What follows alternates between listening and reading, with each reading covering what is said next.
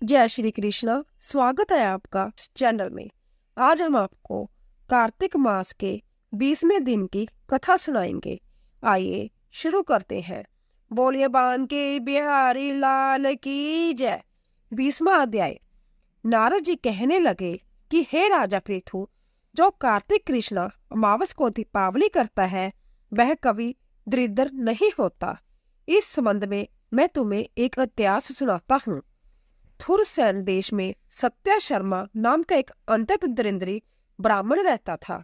उसके मन में सदैव यही लालसा बनी रहती थी कि यदि मेरे पास धन हो तो मैं उसे दान आदि धार्मिक कार्यों में खर्च करूं। इसके लिए वह सदैव विष्णु का पूजन किया करता। वह जो कुछ कमाता सब खर्च हो जाता। तब इस दरिद्रता निवारण का उपाय पूछने पर एक विद्वान ने उसे बताया कि तुम धन की प्राप्ति के लिए शिवजी की आराधना करो। तब से वह शिवजी का उपासक बन गया। निदान 1 वर्ष बीतने पर एक दिन शिवजी ब्राह्मण का रूप धारण कर उसके पास आए और बोले कि हे विप्र, धन की प्राप्ति हेतु तुम राजा के पास जाकर उससे वरदान मांगो कि कार्तिक बद्धी अमावस को हमारे सिवाय और कोई अपने घर में दीपक न जलाए। ब्राह्मण ने ऐसा ही किया और राजा ने उसकी बात स्वीकार कर ली। निदान कार्तिक कृष्ण अमावस से एक दिन पूर्व अर्थात चतुर्दशी को सत्या शर्मा ने राजा के पास जाकर उसको स्मरण कराया तो उसी समय राजा ने सारे शहर में ढिंडोरा पिटवा दिया कि अमावस को कोई भी घर में दीपक न जलाए। राजा की आज्ञा अनुसार अमावस की रात्रि को किसी ने भी दीपक नहीं जलाया। जब रात्रि को लक्ष्मी जी नगर में आई तो देखा सारे नगर में अंधेरा है, मगर एक ब्राह्मण का घर खूब सजा हुआ है, साथ ही दीपमाला से जगमग हो रहा है। लक्ष्मी जी प्रसन्न होकर जब उस घर में जाने लगी तो ब्राह्मण ने उनका रास्ता रोक लिया और कहने लगा, हे बद्रे, तुम्हारा पति अति कठोर है और तुम अति चंचल हो, इस कारण तुम हमारे घर में प्रवेश मत करो। तब लक्ष्मी जी कहने लगी कि भगवान के शयन के समय मैं आई हूँ, अंत्य निश्चय करके तुम्हारे घर में वास करूंगी। जय सुनकर ब्राह्मण ने कहा, यदि तुम इस बात को की शपथ लो कि 3 वंश पर्यंत तुम हमारे घर से नहीं जाओगी और यहीं पर वास करोगी, तब आप हमारे घर में जा सकती हो। लक्ष्मी जी कहने लगी, यदि तुम विधि पूर्वक पूजन करोगे तो मैं निश्चय ही तुम्हारे घर में वास करूंगी। जय सुनकर ब्राह्मण ने पूछा कि मैं किस विधि से तुम्हारा पूजन करूं। तब लक्ष्मी जी कहने लगी कि कार्तिक बद्धी अमावस को प्रांतःकाल स्नान आदि करके देवता और पितरों का पूजन करो। दिन के तीसरे भाग में श्राद्ध करो। नेक प्रकार के सुंदर पकवानों से ब्राह्मणों को भोजन कराओ। प्रदोष समय में दीप माला करो। अपने घर में तुलसी के स्थान पर, ब्राह्मण के घर में, देव मंदिर में, चौराहे, शमशान तथा गौशाला में दीपक जलाओ। जैसे पतिव्रता स्त्री पति के पहले जागती है, वैसे ही मैं भी भगवान के जागने से 12 दिन पहले जागती हूँ। इस दिन बाल, वृद्ध तथा रोगी के सिवाय और कोई भोजन न करे। सायंकाल हमारा पूजन करे। सबसे पहले स्वस्थ वाचन द्वारा गणेश जी का पूजन करे, फिर कुबेर का पूजन करके संकल्प करे, फिर लक्ष्मी जी का पूजन करे। कैसा स्वरूप है लक्ष्मी जी का! कमल के आसन पर स्थित, कमल पुष्पों की माला धारण किए, कमल जैसे नेत्र वाले, गंभीर नाभि वाले, सतन के बार से नम्र, सुंदर बस्तर वाले, देवताओं के हाथियों द्वारा मणियुक्त, घोड़ों से स्नान करने वाली, कमल पुष्प हाथ में लिए ऐसी लक्ष्मी मेरे घर में निवास करे। सर्वप्रथम लक्ष्मी जी को आसन दे, फिर पाद्य, अर्घ्य, आचमन, स्नान, बस्तर, धूप दीप, नवेद, जल, तांबूल, सुपारी, इन सब वस्तुओं को अर्पण करके नमस्कार करे। दीप जलाएं और तमाम रात्रि भगवान का कीर्तन करें। इस प्रकार कुबेर तथा लक्ष्मी जी का पूजन करके ब्राह्मणों को भोजन कराए। फिर बंधु बांधवों सहित आप भी भोजन करें। सत्य शर्मा ने विधिवत इसी प्रकार किया, जिससे उसके पास बहुत सा धन धान्य हो गया। इसके बाद उसने नेक जग भी किए। फिर सत्या शर्मा विरक्त होकर मथुरा जी चला गया और वहीं पर समाधिस्थ होकर विष्णु लोक को प्राप्त हुआ। बोलिए बांके बिहारी लाल की जय। इसी तरह 20वां अध्याय पूरा हुआ। रविवार व्रत कथा लेकर आए हैं। रविवार का दिन सूर्यदेव को समर्पण होता है। ज्योतिष शास्त्र के अनुसार 9 ग्रहों में सूर्यदेव को राजा माना गया है, जिनकी साधना आराधना करने से कुंडली के सभी दोष दूर हो जाते हैं। कुंडली में सूर्य यदि मजबूत अवस्था में हो तो व्यक्ति को समाज में खूब मान सम्मान और सुख समृद्धि मिलती है। आइए जानते हैं रविवार की व्रत कथा के बारे में। एक बुढ़िया थी। उसका एक नियम था कि वह प्रत्येक रविवार को सुबह सवेरे ही स्नान आदि कर घर को गोबर से लीपती और फिर भोजन तैयार कर सूर्य भगवान को भोग लगाकर संध्या भोजन करती थी। सूर्य भगवान की कृपा से उसका घर अनेक प्रकार के धन धान्य से पूर्ण था। घर में किसी प्रकार का विघ्न या दुख नहीं था। सब प्रकार से घर में आनंद रहता था। इस तरह कुछ दिन बीत जाने पर उसकी एक पड़ोसन, जिसकी गाय का गोबर वह बुढ़िया लाया करती थी, विचार करने लगी कि यह बुढ़िया सर्वदा मेरी गाय का गोबर ले जाती है, इसीलिए अपनी गाय को घर के भीतर बांधने लग गई। बुढ़िया गोबर न मिलने के कारण रविवार के दिन अपने घर को ना लीप सकी। इसीलिए उसने ना तो भोजन बनाया, न भगवान को भोग लगाया तथा संध्या भी उसने भोजन नहीं किया। इस प्रकार उसने निराहार व्रत किया। रात्रि हो गई और वह भूखी ही सो गई। रात्रि में भगवान ने उसे स्वप्न में दर्शन दिया और भोजन ना बनाने तथा भोग ना लगाने का कारण पूछा। बुढ़िया ने गोबर ना मिलने का कारण सुनाया तथा भगवान ने कहा कि हे माता, हम तुमको ऐसी गाय देते हैं जो सभी इच्छाएं पूर्ण करती है, क्योंकि तुम हमेशा रविवार को गाय के गोबर से घर लीप कर भोजन बनाकर मेरा भोग लगाकर खुद भोजन करती हो। इससे मैं बहुत प्रसन्न हूँ। मैं निर्धन को धन और बांझ स्त्रियों को पुत्र देकर दुखों को दूर करता हूँ तथा अंत समय में मोक्ष भी देता हूँ। स्वप्न में ऐसा वरदान देकर भगवान अंतर्धान हो गए। प्रांत्या जब बुढ़िया की आंख खुली तो वह देखती है कि आंगन में एक अति सुंदर गाय और बछड़ा बंधे हुए हैं। वह गाय और बछड़े को देखकर अत्यंत प्रसन्न होती है और उसको घर के बाहर बांध दिया और वहीं खाने को चारा डाल दिया। जब उसकी पड़ोसन बुढ़िया ने घर के बाहर एक अति सुंदर गाय और बछड़े को बांधा देखा तो द्वेष के कारण उसका हृदय जल उठा और उसने देखा कि गाय ने सोने का गोबर किया है, तो वह उस गाय का गोबर ले गई और अपनी गाय का गोबर उसकी जगह पर रख गई। वह प्रतिदिन ऐसा ही करती रही और सीधी सादी बुढ़िया को इसकी खबर तक न लगी। तब सर्वव्यापी ईश्वर ने सोचा कि चालाक पड़ोसन के कर्म से बुढ़िया ठगी जा रही है, तो ईश्वर ने संध्या के समय अपनी माया से बड़े जोर की आंधी चला दी। बुढ़िया ने आंधी के डर से अपनी गाय को घर के भीतर बांध लिया। प्रांतीय कल जब वृद्धा ने देखा कि गाय ने सोने का गोबर दिया है तो उसको आश्चर्य की सीमा न रही और वह प्रतिदिन गाय को घर के भीतर बांधने लगी। उधर पड़ोसन ने देखा कि बुढ़िया गाय को घर के भीतर बांधने लगी है और उसका सोने का गोबर उठाने का दाव नहीं चलता, तो वह ईर्ष्या और डाह से जल उठी और कुछ उपाय न देख पड़ोसन ने उस देश के राजा से बुढ़िया की शिकायत कर दी। उसने सभा में जाकर राजा से कहा कि महाराज, मेरे पड़ोस में एक बुढ़िया के पास ऐसी गाय है जो नित्य सोने का गोबर देती है। आप उस सोने से प्रजा का पालन कर सकते हो। वह बुढ़िया इतने सोने का क्या करेगी? राजा ने यह बात सुना अपने दूतों को बुढ़िया के घर से उस गाय को लाने के लिए आज्ञा दे दी। बुढ़िया प्रांते सूर्य भगवान का भोग लगा भोजन ग्रहण करने ही जा रही थी कि राजा के कर्मचारी गाय खोलकर ले गए। बुढ़िया काफी रोई चिल्लाई, किंतु कर्मचारियों के समक्ष कोई क्या कहता। उस दिन बुढ़िया गाय के वियोग में भोजन न खा सकी और रात भर रो रो कर ईश्वर से गाय को पुण्य पाने के लिए प्रार्थना करती रही। उधर राजा गाय को देखकर बहुत खुश हुआ और उसने अपने महलों में बंधवा लिया। लेकिन सुबह जैसे ही वह उठा, सारा महल गोबर से भरा दिखाई देने लगा। राजा ये देख घबरा गया। भगवान ने रात्रि में राजा को स्वप्न में कहा कि हे राजा, गाय बुढ़िया को लौटाने में ही तेरा भला है। उसके रविवार के व्रत से खुश होकर मैंने उसे गाय दी थी। राजा ने रात के सपने को याद कर प्रांत्य होते ही बुढ़िया को बुलाकर बहुत से धन के साथ समान सहित गाय बछड़ा लौटा दिया और उसकी पड़ोसन को बुलाकर उचित दंड दिया।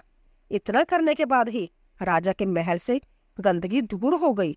उसी दिन से राजा ने नगर वासियों को आदेश दिया कि राज्य की सुख समृद्धि तथा अपने समस्त मनोकामनाओं की पूर्ति के लिए रविवार का व्रत रखा करो। व्रत करने से नगर के लोग सुखी जीवन व्यतीत करने लगे। कोई भी बीमारी तथा प्रकृति का प्रकोप उस नगर पर नहीं होता था। सारी प्रजा सुख से रहने लगी। चलिए दोस्तों, अब जानते हैं कि सूर्य भगवान की ऐसी ही दूसरी कहानी के बारे में। किसी गांव में एक माँ और उसकी बेटी दोनों सूरज जी का व्रत किया करती थी।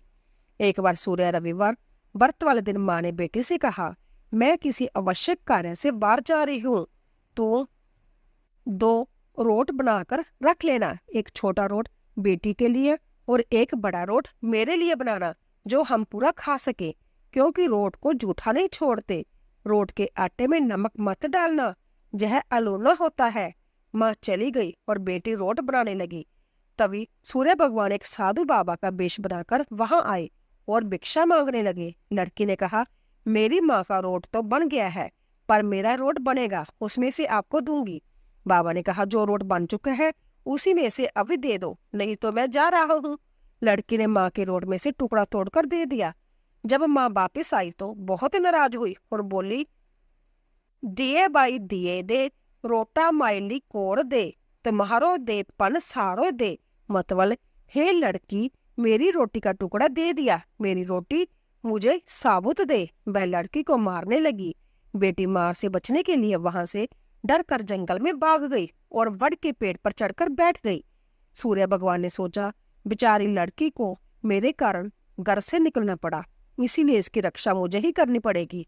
सूर्य भगवान रोज उसके लिए चूरमे का एक लड्डू और एक लोटा पानी भेज देते थे। लड़की मजे से खाकर वहां ही बैठी रहती। एक दिन एक राजा शिकार करते हुए उधर से निकला। थकान मिटाने के लिए उसी पेड़ के नीचे आराम करने लगा। राजा ने अपने सेवक से कहा, प्यास से जान निकली जा रही है, चूल्हे पर पानी मिल जाता तो प्राण बच जाते। पेट पर बैठी लड़की ने जैसा सुना तो उसने चूल्हे पर पानी डाल दिया। राजा ने पानी पी लिया। राजा ने कहा, अरे सेवक, आधी जान तो बच गई है, थोड़ा पानी और मिल जाए तो आधी जान और बच जाएगी। जय सुनकर लड़की ने फिर एक चुल्लू पानी डाल दिया। राजा ने पी लिया। राजा को आश्चर्य हुआ। उसने सेवक से कहा, ऊपर अवश्य कोई है, तू ऊपर चढ़ और देख कौन है। सेवक ऊपर चढ़ा तो उसे लड़की मिली। लड़की ने सेवक से कहा, भैया, तुम जो स्वादिष्ट लड्डू खा लो और पानी पी लो, पर राजा को मेरे बारे में मत बताना। कह देना कि ऊपर कोई नहीं है, पता नहीं राजा मेरे साथ कैसा व्यवहार करेगा। सेवक भूख प्यास से परेशान था। उसने लड्डू खाया, पानी पिया और नीचे जाकर राजा से कह दिया कि ऊपर कोई नहीं है। राजा ने सेवक से कहा, तू ऊपर गया तब तो थका हुआ था और आया तो तरोताजा दिख रहा है।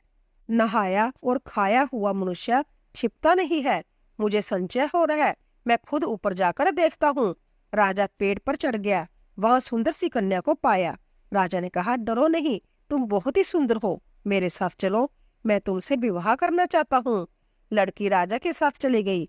राजा ने उसके साथ विवाह कर लिया। साल भर में ही उसने एक सुंदर बालक को जन्म दिया। उसकी अन्य रानियां, उसकी देवरानी, जेठानी आदि उसकी और उसके पुत्र की सुंदरता से जलने लगी। सूरज जी का व्रत आया। लड़की रानी ने व्रत के लिए रोट बनाया। दूसरी रानियों ने राजा से कहा, तुम्हारी नई रानी को रोट बनाना नहीं आता, उसका बनाया हुआ रोट खाओगे तो आपका पेट दुखेगा, रानी खाएगी तो कुंवर का पेट दुखेगा। नई रानी ने यह बात सुन ली और उसने रोट को थाली के नीचे छुपा दिया और सूर्य भगवान से सहायता के लिए प्रार्थना करने लगी। राजा ने जब पूछा कि थाली के नीचे क्या है तो उसने कहा कि मेरे गरीब पीहर से आया हुआ उपहार है। राजा ने थाली उठाई तो देखा कि उसके नीचे सोने का चक्कर था। राजा ने कहा, वाह, गरीब पीहर वालों का ऐसा उपहार। नई रानी चुप रही। एक दिन रानी खिड़की में खड़ी थी, तभी उसे उसकी माँ दिखाई दी, जो दरिद्र अवस्था में छाजले बेच रही थी। उसने सोचा, माँ को जहां बुला लेती तो जहां आराम से रह लेगी, इतने नौकर चाकरों में वह भी कुछ काम कर लेगी और किसी को पता भी नहीं चलेगा। उसने माँ को बुलाया। रानी की माँ आते ही वही बात दोहराने लगी। दिए माई दिए दे, रोटा माई लिकोर दे, तुम्हारो दे पनसारो दे। हे लड़की, मेरी रोटी का टुकड़ा दे दिया, मेरी रोटी मुझे साबुत दे। रानी ने सोचा कहीं सबको पता न चल जाए कि मैंने अपनी माँ को इस तरह महल में बुलाया है, मुसीबत हो सकती है। उसने माँ को चुपचाप एक कमरे में रहने को कहा, बाहर से ताला लगा दिया। रानी की देवरानी, जेठानी व अन्य रानियां राजा से कहने लगी कि नई रानी का व्यवहार संदेह पैदा करता है। एक औरत महल में घुसी थी पर वह वापस नहीं निकली। छोटी रानी ने जैसा सुन लिया, वह सूर्य भगवान से इस विपत्ति से बचाने की प्रार्थना करने लगी। राजा ने वहां आकर उस कमरे की चाबी मांगी। राजा ने कमरा खोला तो वहां सोने की एक मूर्ति थी। राजा ने पूछा, जब मूर्ति कहाँ से आई है?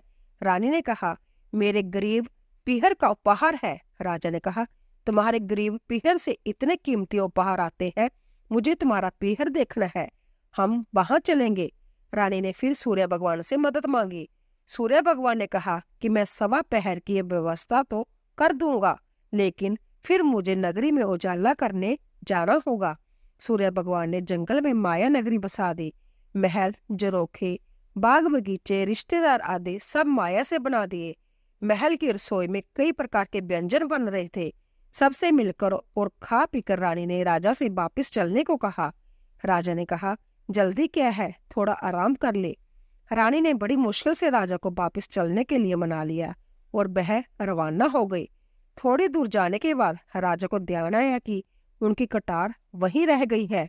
राजा ने सेवक को कटार लाने भेज दिया। सेवक वहां गया तो जो देखा कि वहां जंगल के सिवा कुछ भी नहीं था। कटार जाड़ी में पड़ी मिली। कटार लेकर सेवक आया और उसने जैसा राजा को बताया। राजा को पहले ही शक था। उसने तलवार निकाल ली और गुस्से में आकर रानी से सच बताने को कहा। रानी ने सब कुछ सच सच कह डाला और सूर्य भगवान की कृपा और मदद के बारे में भी बता दिया। यह सब सुनकर राजा बहुत खुश हुआ और रानी को सूरज रोट का व्रत अच्छे से करने को कहा। रानी का मान और बढ़ गया। हे सूर्य भगवान, जैसा सुख उस लड़की को दिया वैसा ही सुख यह कहानी कहने वाले, सुनने वाले और हमारे सारे परिवार को भी प्राप्त हो। बोलिए सूर्य भगवान की जय। दोस्तों, इसके बाद गणेश जी की कहानी अवश्य सुननी चाहिए, क्योंकि गणेश जी की कहानी सभी प्रकार के व्रतों में सुनी जाती है। कोई भी व्रत करने पर उस व्रत की कहानी के अलावा गणेश जी की कहानी भी कहीं और सुनी जाती है। इससे व्रत का पूरा फल मिलता है। गणेश जी की कहानी। एक बार गणेश जी एक लड़की का वेश धरकर नगर में घूमने निकले। उन्होंने अपने साथ में चुटकी भर चावल और चुल्लू भर दूध ले लिया। नगर में घूमते हुए जो मिलता उसे खीर बनाने को कह देते। बोलते, माई खीर बना दे। लोग सुनकर हंसते। बहुत समय तक घूमते रहे मगर कोई भी खीर बनाने को तैयार नहीं हुआ।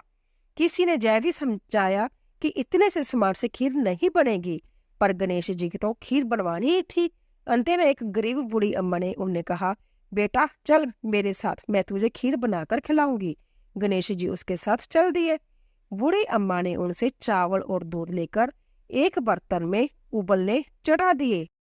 दूध में ऐसा उफान आया कि बर्तन छोटा पड़ने लगा। बूढ़ी अम्मा को बहुत आश्चर्य हुआ, कुछ समझ नहीं आ रहा था। अम्मा ने घर का सबसे बड़ा बर्तन रखा, वो भी पूरा भर गया। खीर बढ़ती जा रही थी, उसकी खुशबू भी चारों तरफ फैल रही थी। खीर की मीठी मीठी खुशबू के कारण अम्मा की बहू के मुंह में पानी आ गया। उसकी खीर खाने की तीव्र इच्छा होने लगी। उसने एक कटोरी में खीर निकाल ली और दरवाजे के पीछे बैठकर बोली, ले गणेश, तू भी खा, मैं भी खाऊं। और खीर खा ली। बूढ़ी अम्मा ने बाहर बैठे गणेश जी को आवाज लगाई, बेटा तेरी खीर तैयार है, आकर खा लो। गणेश जी बोले, अम्मा तेरी बहू ने भोग लगा दिया, मेरा पेट तो भर गया है, खीर तू गांव वालों को खिला दे। बूढ़ी अम्मा गांव वालों को निमंत्रण देने गई। सब हंस रहे थे। अम्मा के पास तो खुद के खाने के लिए कुछ नहीं है, पता नहीं गांव को कैसे खिलाएगी, पर फिर भी सब आए। बूढ़ी अम्मा ने सबको पेट भरकर खीर खिलाई। ऐसी स्वादिष्ट खीर उन्होंने आज तक नहीं खाई थी। सभी ने तृप्त होकर खीर खाई, लेकिन फिर भी खीर खत्म नहीं हुई। भंडार बड़ा ही रहा। हे गणेश जी महाराज, जैसे खीर का भगोना बड़ा रहा, वैसे ही हमारे घर का भंडार भी सदा भरे रखना। बोलिए गणेश महाराज की जय। तो दोस्तों, आशा करती हूँ कि आपको हमारा वीडियो अवश्य पसंद आया होगा। प्लीज जाने से पहले चैनल को सब्सक्राइब कीजिए, लाइक कीजिए और ज्यादा से ज्यादा शेयर कीजिए और कमेंट बॉक्स में ओम सूर्य देवाय नमः, जय श्री गणेश अवश्य लिखिए। आप सभी का धन्यवाद।